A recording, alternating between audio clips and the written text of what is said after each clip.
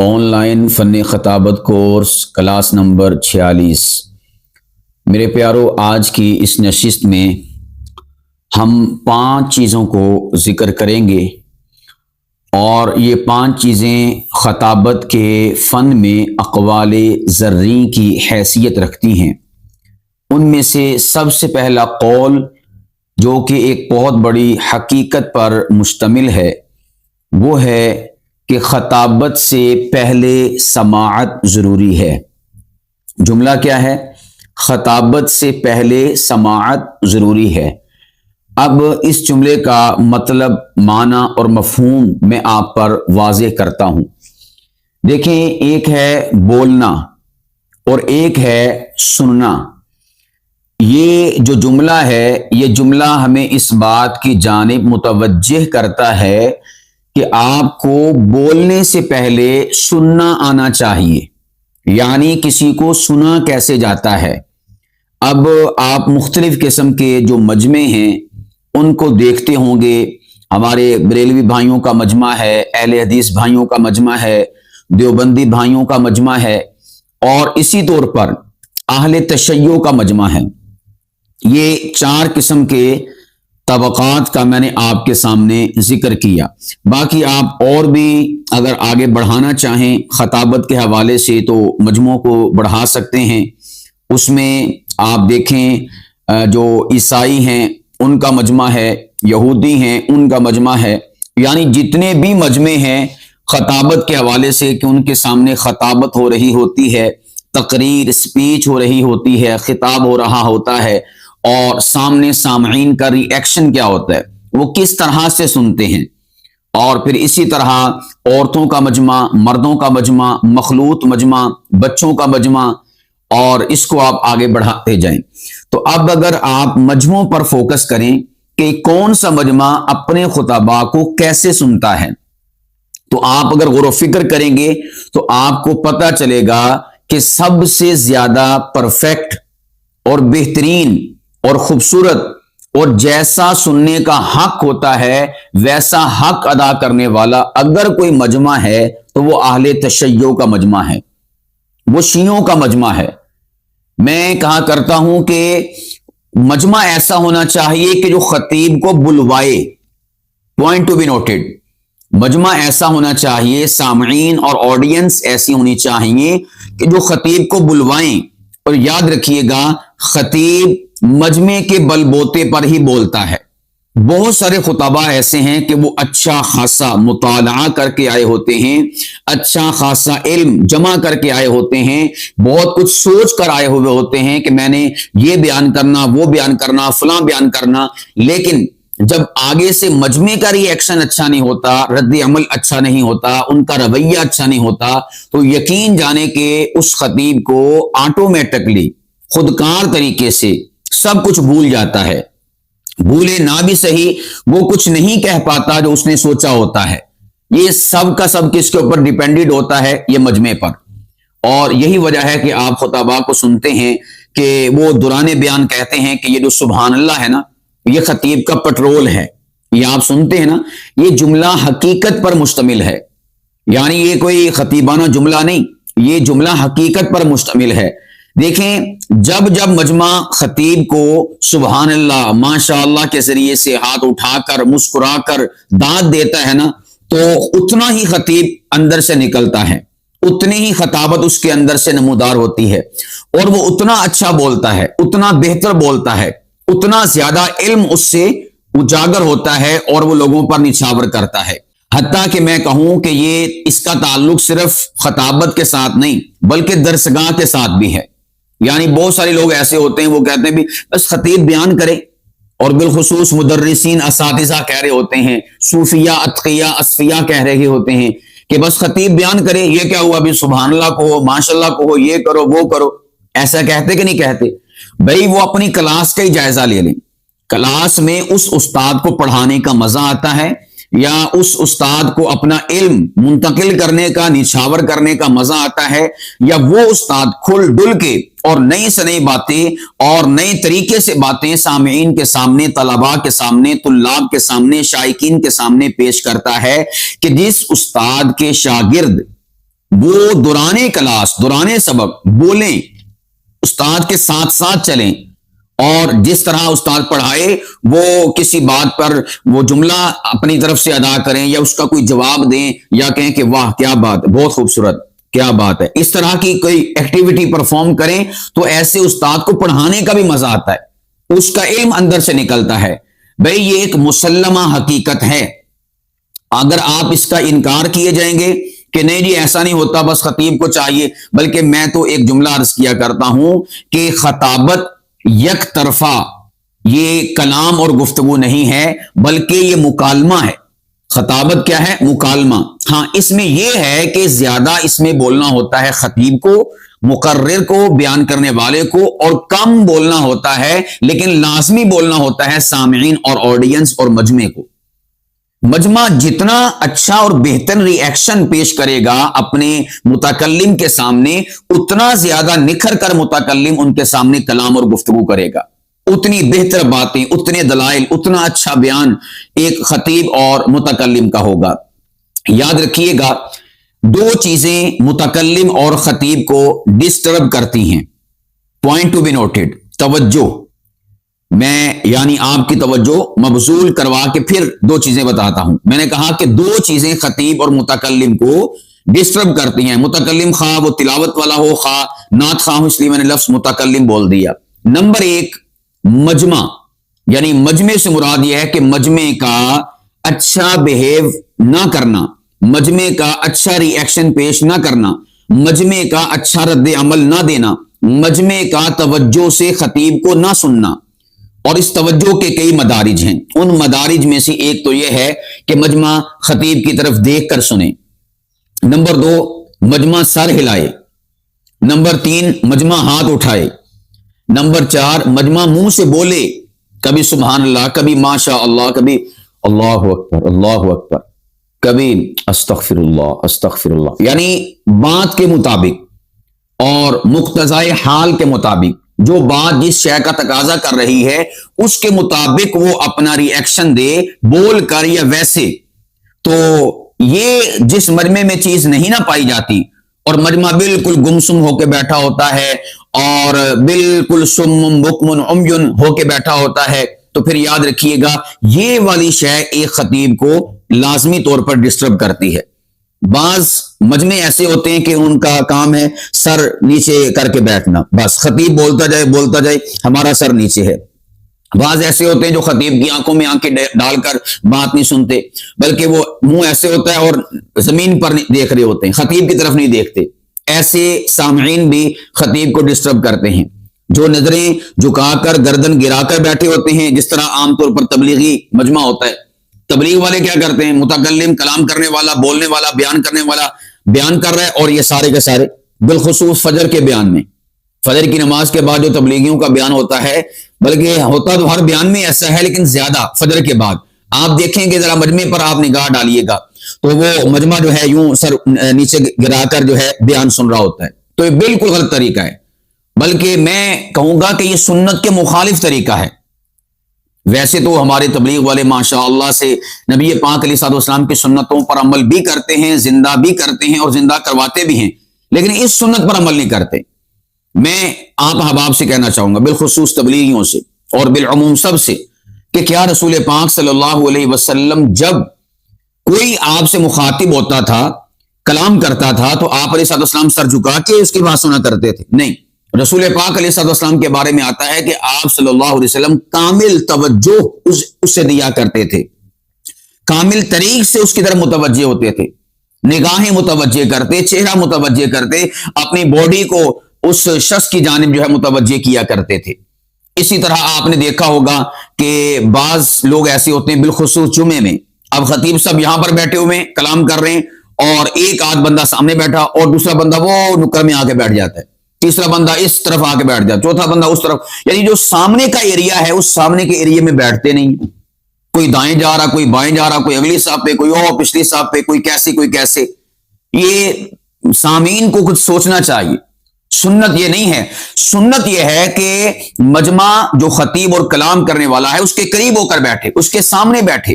اور اسی طرح بعض لوگوں کو آپ نے یہ بھی دیکھا ہوگا، خطیب صاحب ادھر ہیں، اب جو ادھر کا مجمع ہے دائیں طرف اور بائیں طرف کا، وہ مجمع قبلے کی طرف منہ کر کے بیٹھا ہوتا ہے۔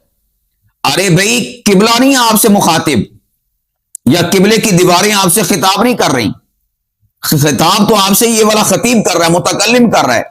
تو اگر بالفرض آپ کو جگہ وہاں پر ملی ہے زیادہ مجمع ہونے کی وجہ سے، یا بالفرض پہلی بات تو یہ ہے کہ مجمع کم ہے اور یہاں پر چند بندے بیٹھے، جگہ خالی ہے، آپ کا وہاں پر حق نہیں ہے کہ آپ ادھر جا کر دور بیٹھیں، اس مجمع کے ساتھ بیٹھیں، امت سے کٹے نہ، اجتماعیت سے جدا نہ ہوں، ادھر بیٹھیں۔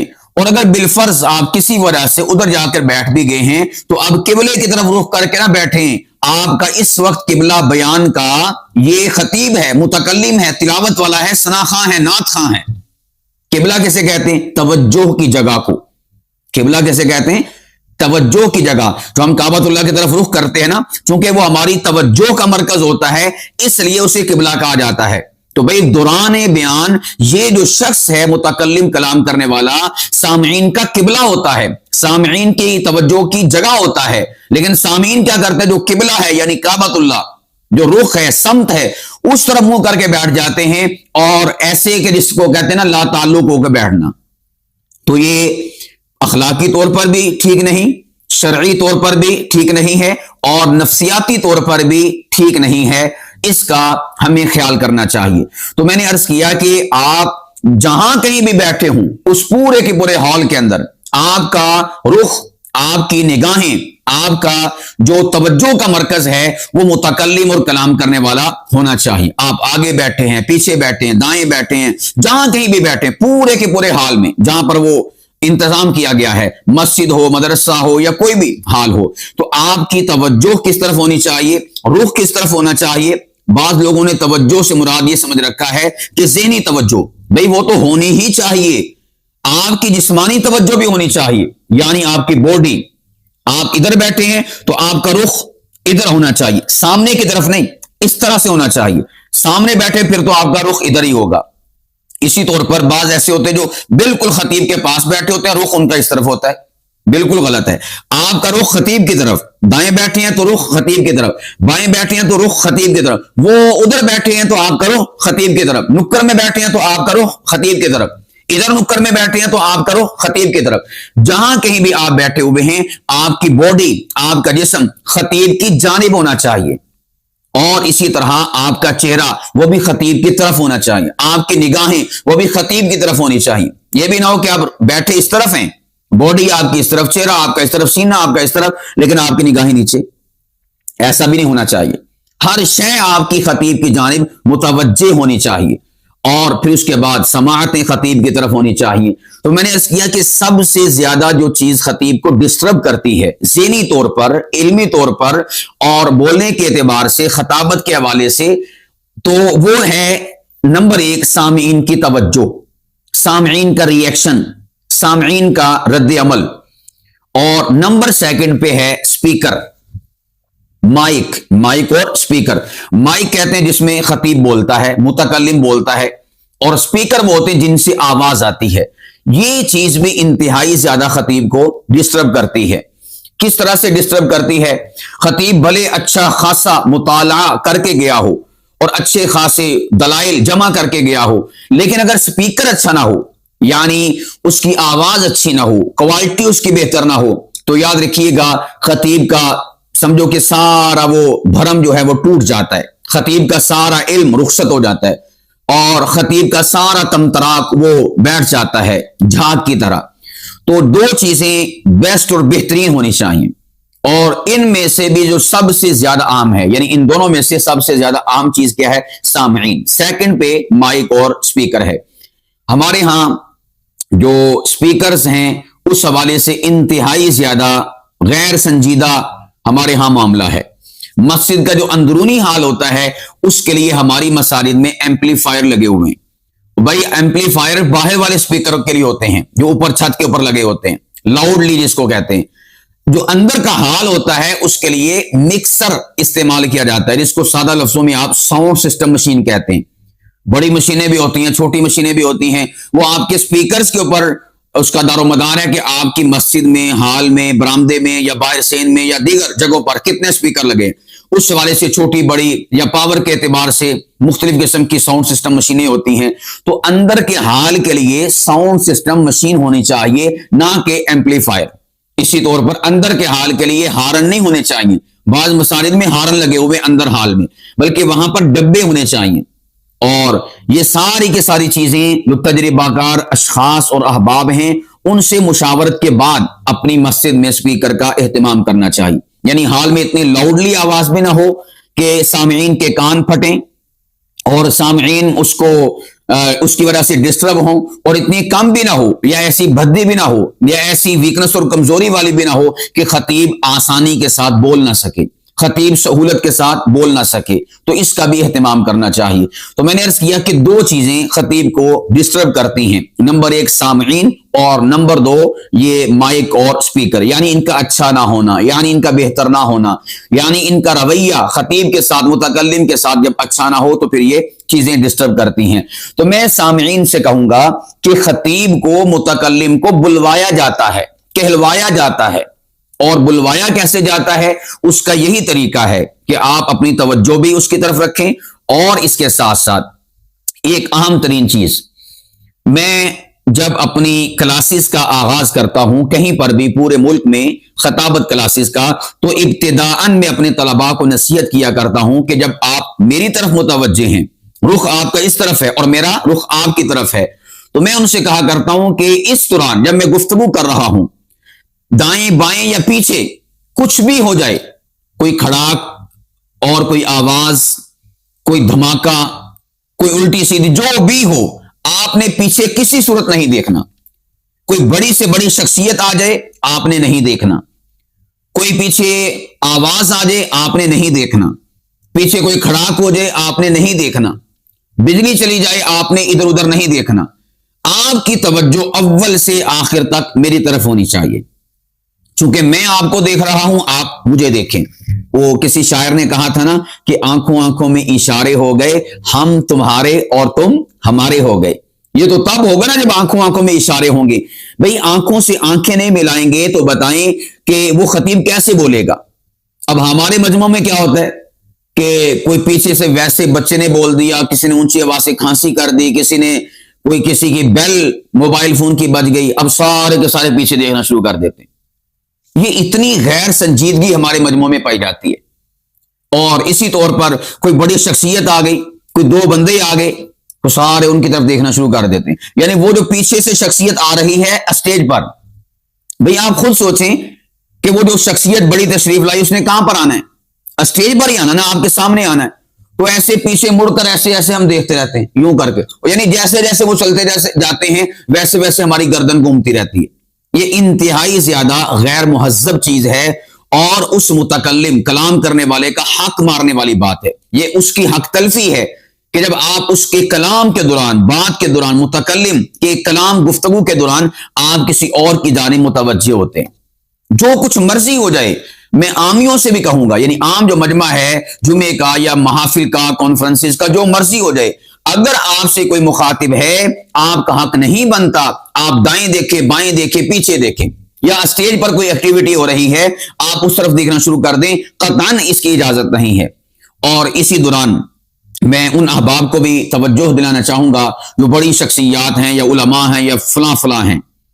भाई जब कोई शख्स माइक पर गुफ्तगू कर रहा हो ना, नंबर एक तो आप उस दौरान आया ना करें, मजमे की तवज्जो बढ़ती है।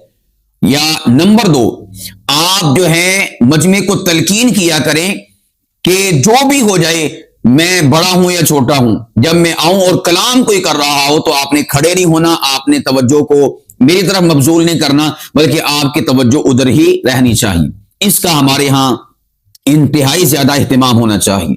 मैं समझता हूं कि शदीद तरीन इस हवाले से हक तलफी हो रही है हमारी महाफिल, कॉन्फ्रेंसिस, जलसों में और सेमिनार्स में, हमारी तकरीबात में, हमारी मसाजिद में, हमारे जुमा के बयानात में। क्या कि हम जो मुतकल्लिम होता है, हम उसका हक मारते हैं, उसकी हक तलफी करते हैं, और इस हक तलफी में आने वाली बड़ी शख्सियत भी मुलव्विस है और इसके साथ साथ मजमा भी मुलव्विस है। ना उसकी तरबियत कोई करने वाला है, ना उनके ऊपर कोई नकीर करने वाला है। ये अमर बिल मारूफ और नहीं अनिल मुनकर के तहत बनता है हक बिलखुसूस उसका کہ جس کی وجہ سے مجمع کی توجہ بڑھتی ہے کہ وہ آ کر نصیحت کرے کہ بھئی یہ عمل ترک کر دیں۔ اگر ہم چیدہ چیدہ آہستہ آہستہ اور ہولے ہولے مجمع کی یوں تربیتیں کرنا شروع کریں گے نا اور ان کی غلطیاں ان کو بتانا شروع کریں گے تو انشاءاللہ ایک وقت آئے گا کہ مجمع ہمارا سلجھا ہوا ہوگا، سنجیدہ ہوگا۔ تو میں عرض کر رہا تھا آپ اہل تشیع کے مجمع کو دیکھیں، ان کا مجمع میں سمجھتا ہوں کہ کمال ہے، اس سے کوئی سروکار نہیں کہ وہ کیا بات کر رہے کیا نہیں کر رہے، حق ہے یا باطل ہے، اس کو میں ڈسکس نہیں کر رہا، میں اس وقت ڈسکس کر رہا ہوں سننے کو کہ ان کا مجمع سنتا کیسا ہے۔ میں سمجھتا ہوں کہ سب سے پرفیکٹ اگر کوئی مجمع اپنے خطباء کو متکلمین کو سنتا ہے نا وہ اہل تشیع کا مجمع ہے، سننے کا حق ادا کر دیتا ہے، ایسے ہی سنا جاتا ہے۔ یہی طریق ہے سامعین کا، یہی طریق ہے سننے والوں کا، یا یوں کہیے کہ جو ذوق والے ہیں، شوق والے ہیں، باذوق افراد اور احباب اور سامع جنہیں کہا جاتا ہے نا، آپ نے اگر باذوق احباب دیکھنے ہوں تو اہل تشیع کا مجمع دیکھ لیجیے، اگر آپ نے باذوق لوگ دیکھنے ہوں تو اہل تشیع کے سامعین کو دیکھ لیجیے، کمال درجے کی ان کی سماعت ہے اور وہ سننے کا حق ادا کرتے ہیں، بلواتے ہیں اپنے خطیب کو، اپنے ہاتھوں کے ذریعے سے، اپنے واہ واہ کے ذریعے سے اٹھ کر داد دیتے ہیں۔ یہی حق بنتا ہے کہ آپ اس متکلم کے جملوں کا حق ادا کریں اس طرح سے، یہی حق ہے کہ آپ اس متکلم کے آنے کا حق ادا کریں اسی طرح سے، اچھی سماعت سے، اچھی داد سے، اچھے انداز سے، اچھے رد عمل سے، اچھے ریئیکشن سے، یہ آپ کا حق بنتا ہے۔ اور سب سے زیادہ جو گونگا مجمع ہے نا وہ جماعت اسلامی کا ہے، اور سیکنڈ پہ جو ہمارے اہل حدیث بھائی ہیں ان کا مجمع ہے، اور جو بریلوی بھائی ہیں اور دیوبندی بھائی ہیں اس میں یعنی آپ کیٹاگرائز کرنا چاہیں تو یوں کہہ سکتے ہیں کہ سب سے باذوق مجمع وہ ہے اہل تشیع کا، نمبر سیکنڈ پہ باذوق مجمع ہے ہمارے بریلوی بھائیوں کا، اور نمبر 3 پر آتا ہے ہمارا مجمع ہمارے دیوبندی بھائیوں کا، اور اس کے بعد آپ کہہ لیں کہ نمبر 4 پہ آتا ہے اہل حدیث بھائیوں کا، اور نمبر 5 پہ آتا ہے جماعت اسلامی کا مجمع۔ یہ میں نے آپ کے سامنے انتہائی زیادہ تجربات اور مشاہدات کی روشنی میں اور انصاف پسندی کے ساتھ اس کو کیٹاگرائز کر دیا ہے۔ اگر آپ احباب بھی انصاف کے ساتھ ان چیزوں کا جائزہ لیں گے تو آپ اسی نتیجے پر پہنچیں گے کہ سب سے اول جو سننے کا حق ادا کرتا ہے نا مجمع وہ اہل تشیع شیعوں کا مجمع ہے، اور نمبر سیکنڈ پہ بریلوی بھائیوں کا مجمع ہے، تیسرے پہ آ کر دیوبندی ہیں، چوتھے پہ اہل حدیث ہیں، اور 5ویں پہ یہ یعنی پھر سمجھو کہ لوز کام شروع ہو جاتا ہے، کمزوری والا کام شروع ہو جاتا ہے۔ تو اس حوالے سے ہمیں اپنے سامعین کی ذہن سازی بھی کرنی چاہیے اور انہیں اس حوالے سے آمادہ بھی کرنا چاہیے اور بتانا بھی چاہیے کہ سنا کسی کو کیسے جاتا ہے۔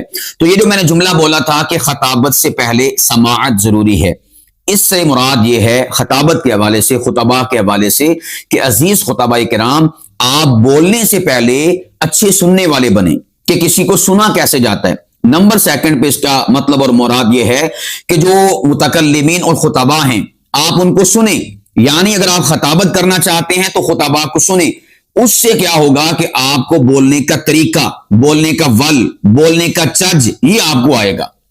اور بہت سارے میں نے ایسے لوگ دیکھے ہیں بالخصوص مسلک اہل حدیث میں، مسلک اہل حدیث میں، اور سیکنڈ پہ مسلک بریلوی میں، کہ جو عالم نہیں ہوتے، پڑھے لکھے نہیں ہوتے، درس نظامی نہیں کیا ہوتا، 4 دن مدرسہ میں نہیں گزارے ہوتے، لیکن جو ہمارے بریلوی بھائی ہیں وہ نعت خوانوں کو سن سن کر نعت خواں اور خطیب بن جاتے ہیں، اور جو ہمارے اہل حدیث بھائی ہیں وہ اپنے خطباء کو سن سن کر خطیب بن جاتے ہیں۔ تو سماعت کا بڑا عمل دخل ہے خطابت کے ساتھ، دونوں زاویوں سے، کسی کو سنا کیسے جاتا ہے اس زاویے سے بھی، اور سیکنڈ پہ اگر آپ خطیب بننا چاہتے ہیں تو آپ سننے والے بن جائیں۔ اگر آپ کسی کو مسلسل سنتے رہیں گے نا خطابت آپ میں خود بخود منتقل ہونا شروع ہو جائے گی۔ کسی کا انداز اپنانا چاہتے ہیں، کسی کا سٹائل اپنانا چاہتے ہیں، کسی کے طرح گفتگو کرنا چاہتے ہیں، تو میں آپ سے کہوں گا کہ آپ سنیں اور اچھی طرح سے سنیں، جس طرح سے سننے کا حق ہوتا ہے ویسے آپ سنیں۔ اور اس حوالے سے میں آپ احباب کے سامنے ایک مجرب عمل بھی ذکر کر دوں کہ اگر آپ چاہتے ہیں کہ میں فلاں خطیب کی طرح بولوں، خطاب کروں، بات کروں اور فلاں خطیب کی طرح میں ہو جاؤں، آسان سا سلوشن اور حل ہے کہ آپ اس خطیب کی جتنی بھی سپیچز اور بیانات ہیں ان میں سے آپ 3 ہائی لیول کے جو کلپس ہیں آپ ان کو ڈاؤن لوڈ کر لیں، اپنے پاس محفوظ کر لیں، اور آپ 40 دن اس خطیب کے ان 3 ڈاؤن لوڈ کیے ہوئے اور محفوظ کیے ہوئے کلپس کو ہر روز سنیں، اٹھتے بیٹھتے سوتے جاگتے کھاتے پیتے آتے جاتے ہر حالت میں مستقل طور پر آپ ان کو 40 دن تک سنتے رہیں، اور اس دوران آپ نے نہ تو کسی اور کو سننا ہے اور نہ ہی اس خطیب کے کسی چوتھے 5ویں کلپ کو سننا ہے یا اس کی کوئی اور سپیچ کو سننا ہے۔ اگر آپ 40 دن اس کا اہتمام کر لیتے ہیں تو آپ 40 دن کے بعد خود ریزلٹ دیکھیں گے کہ وہ خطیب، اس کا انداز، اس کی باتیں، اس کا سٹائل، اس کا لہجہ، اس کے جو تمام تر خطابت کے حوالے سے اس کی خوبیاں ہیں وہ آپ کے اندر منتقل ہو جائیں گی۔ یہ مجرب عمل ہے، ہم نے کئی طلباء پر، مبتدی خطباء پر اس کو اپلائی کیا اور اس کا 100% ریزلٹ ہم نے پایا ہے۔ یہ آپ احباب اگر کرنا چاہتے ہیں، آپ کہتے ہیں کہ میں مولانا طارق جمیل صاحب کی طرح بات کروں، میں اورنگزیب فاروقی صاحب کی طرح خطابت کروں، میں فلاں کی طرح کروں، تو بس اس شخصیت کے 3 کلپس آپ لے لیں، محفوظ کر لیں، اور اس کے بعد آپ ان 3 کلپس کو دن رات صبح شام ہر وقت بس آپ سنیں، سنتے رہیں، یعنی پاگلوں کی طرح آپ سنیں۔ وہ رپیٹ ہوں گے، رپیٹنگ سے آپ نے یہ نہیں کہنا کہ وہ کیا یار بار بار میں سنے جا رہا ہوں، یہی تو راز کی بات ہے۔ اس کو آپ نے بار بار سننا ہے، 1000 بار سننا ہے، جتنی دفعہ ہو سکے آپ نے سننا ہے، یعنی 40 دن بس آپ کا کام یہی ہو کہ آپ نے ان 3 کلپس کو جو کہ آپ کی نظر میں ہائی لیول کے کلپس ہیں، کیا کمال بیان کیا حضرت نے، کیا کمال خطاب کیا، وہ والے 3 کلپس لے کر آپ نے دن رات صبح شام ہر حال میں آپ نے ان کو سنتے رہنا سنتے رہنا سنتے رہنا۔ کب تک؟ 40 دن تک آپ نے سننا ہے۔ کتنے دن؟ 40 دن۔ اور اس دوران نہ تو کسی اور کا بیان سننا، نہ کسی اور کا کوئی کلپ سننا، نہ کسی اور کی ویڈیو سننی، حتیٰ کہ اس والے خطیب کی بھی کوئی اور ویڈیو، کوئی اور بیان، کوئی اور کلپ آپ نے نہیں سننا۔ اگر آپ 40 دن اس کا اہتمام کر لیتے ہیں تو میں عرض کروں گا کہ 40 دن کے بعد آپ از خود اور لوگ محسوس کریں گے جب آپ بولیں گے کہ آپ نہیں بول رہے بلکہ آپ کا وہ پسندیدہ خطیب آپ کے اندر بول رہا ہے۔ یہ آپ عمل کریں، انشاءاللہ آپ اس کا 100% رزلٹ پائیں گے۔ اس میں اگر آپ ایک بات کی طرف زیادہ توجہ کریں اور اس کا اہتمام کریں تو آپ کو اور زیادہ فائدہ ہوگا، اور وہ کیا ہے کہ اگر آپ ہینڈ فری لگا کر، جس کو ہم اپنی زبان میں ہینڈ فری کہتے ہیں، اگر وہ لگا کر آپ کسی کو سنیں گے تو آپ کو زیادہ فائدہ ہوگا۔ اور اس میں جو اس بات پر آپ نے غور و فکر کرنا ہے، نمبر 1 اس خطیب اور متکلم کے لب و لہجے پر آپ نے غور کرنا ہے، یعنی وہ کہاں پر آواز کو اٹھاتا ہے، کہاں پر گراتا ہے، اور سانس کیسے لیتا ہے، اور لفظوں کو ادا کیسے کرتا ہے، اور لفظوں کو پیش کیسے کرتا ہے، یا اسی طور پر اس کے چہرے کے خد و خال، اس کے لبوں کا سٹائل۔ آپ نے ویڈیو کی صورت میں اس پر بھی فوکس کرنا ہے، اور آڈیو کی صورت میں آپ نے، یعنی آڈیو سے مراد یہ نہیں کہ جو آپ فقط آڈیو سن رہے ہوں گے، نہیں، میں دونوں چیزوں کو ملا کے بات عرض کر رہا ہوں۔ آپ ایک مثال کے طور پر ویڈیو سن رہے ہیں تو ویڈیو سننے کے دوران آپ کا جو آنکھوں کا توجہ کا مرکز ہے وہ اس خطیب کا چہرہ، اس کے خد و خال، اس کے تیور، اس کے لب، اس کا سٹائل، یہ ساری کی ساری چیزیں آپ کیپچر کر رہے ہوں، اور جو آپ سن رہے ہیں آڈیو، اس کی آواز سن رہے ہیں تو اس آواز میں آپ نے اس کے لب و لہجے پر غور و فکر کرنا ہے کہ یہ کس لہجے سے بات کر رہا ہے، اور کہاں پر آواز کو اٹھا رہا، کہاں پر گرا رہا، کہاں تیز بول رہا، کہاں پر آہستہ بول رہا، اور کہاں پر یہ بولتے بولتے آواز کو ایک دم اوپر لے جاتا ہے۔ یہ جو چیزیں ہیں، اوصاف ہیں اور خوبیاں ہیں کسی بھی آواز کی، اس پر جب آپ فوکس کرتے ہیں تو اس سے کیا ہوتا ہے کہ آپ کو سیکھنے کا موقع ملتا ہے کہ آپ کس طرح سے کلام اور کس طرح سے گفتگو کریں گے۔ اس میں آپ نوٹ کریں گے خطیب جب بات کرتا ہے ایسے کر کے وہ اپنا سانس کھینچتا ہے اور تھوک جو ہے اپنی بیک کی طرف لے جاتا ہے، ریورس لے کر جاتا ہے۔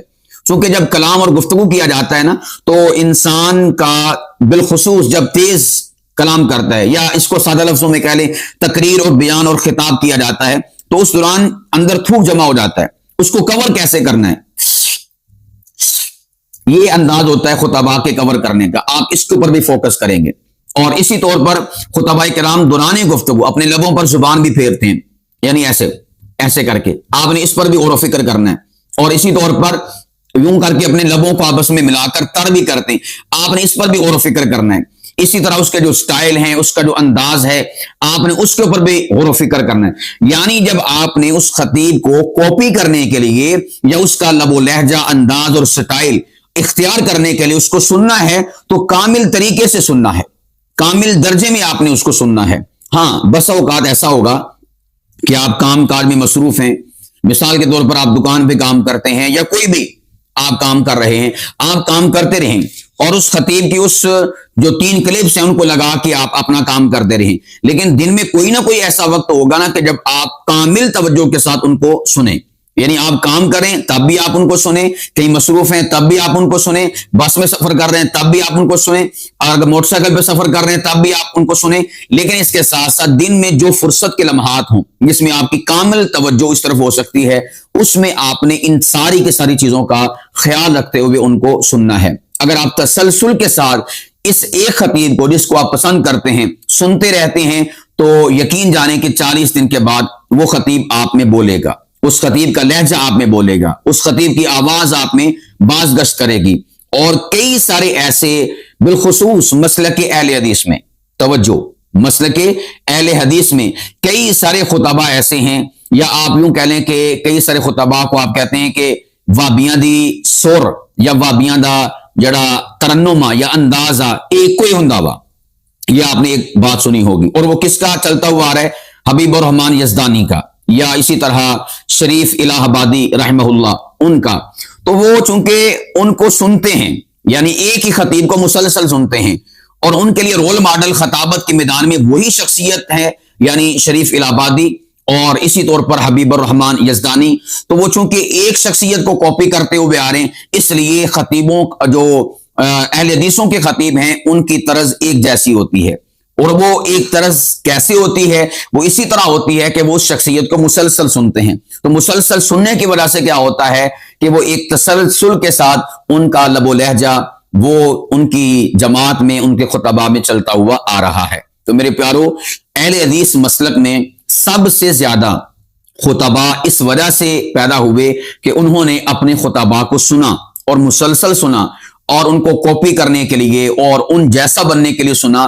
तो आज उनका बच्चा बच्चा खतीब है और वो खताबत कर रहा है। तो आपको भी मैं मशवरा देना चाहूंगा कि अगर आप किसी भी दुनिया के किसी भी खतीब को कॉपी करना चाहते हैं, फॉलो करना चाहते हैं, उस जैसा बनना चाहते हैं, उस जैसा बयान करना चाहते हैं, उस जैसा खिताब करना चाहते हैं, तो यही उसूल है, आप मुसलसल उसे सुनते रहें, सुनते रहें, सुनते रहें।